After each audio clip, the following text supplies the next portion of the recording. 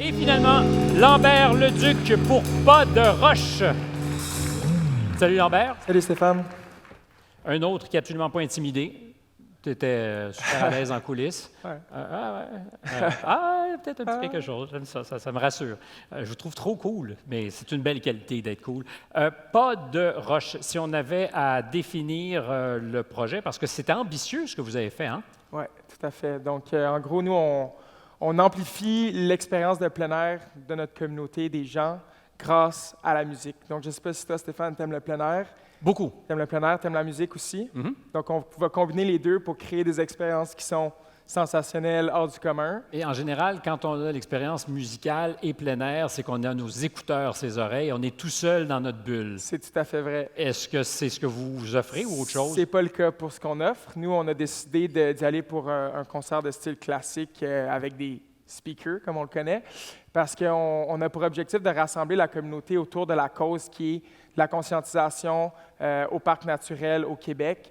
Donc, on s'est dit à la place de faire des silent disco, comme on appelle, puis aussi quelque chose qu'il faut que l'auditoire sache, c'est qu'on se spécialise dans un style de musique particulier qui est la musique électronique. Mm-hmm. Donc, c'est quelque chose qui est traditionnellement très urbain. Puis nous, on a décidé de sortir le côté nightlife pour amener ça dans le day life. Puis on s'est associé l'année dernière avec la CEPAC, avec l'UNESCO pour créer des événements avec le parc de l'UNESCO à Percé. OK. Qui est comme une plateforme suspendue qui donne vue sur le rocher Percé. Un événement qu'on a créé avec un DJ montréalais qui s'appelle Cora. Puis c'est ça, donc à chaque fois, c'est des événements différents. Puis on vient rassembler la communauté dans ces événements-là. Donc, tu peux rencontrer des gens qui ont des passions communes dans la nature en écoutant de la bonne musique. Combien de personnes se présentent à ces concerts ou se sont présentées à ces concerts? Donc, on a démarré ça initialement pendant la pandémie. Donc, au début, il n'y avait personne. C'était des shows. Il n'y avait personne, mais on s'est dit, ben, on va diffuser ça en live sur les réseaux sociaux parce que... Le saviez-vous que personne allait se présenter? Vous êtes allé en vous disant, ben, peut-être qu'il y aura 2 ou 3 personnes vraiment... courageuses qui vont être là et qui vont fêter avec nous? Oui, bien, au départ, c'était des curieux là, qui arrivaient un peu par hasard, qui se déplaçaient là, puis disaient comment ça, je ne savais pas que ça se donnait. Puis en fait, on avait la consigne de ne pas promouvoir l'événement parce qu'on voulait garder nos distances. Et on faisait la projection en live sur Facebook et sur YouTube, donc on était capable d'aller chercher une certaine traction avec ça.